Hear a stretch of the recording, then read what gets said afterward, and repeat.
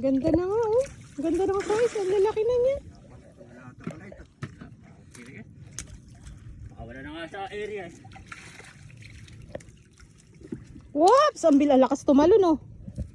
Kita yun. Karpita ba yung pag ganun tay? Oh, ang lakas oh. Ang taas niyan tumalon ano.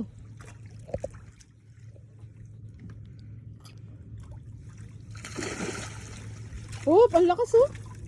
Ayun tatay oh, pumasok na oh. Hindi na nakatiis oh, pumasok na siya oh. Ha?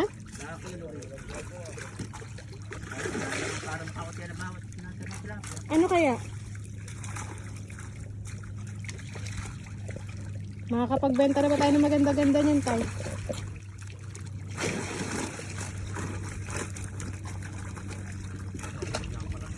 Tatay, bantaas tumalon ng karpa ni.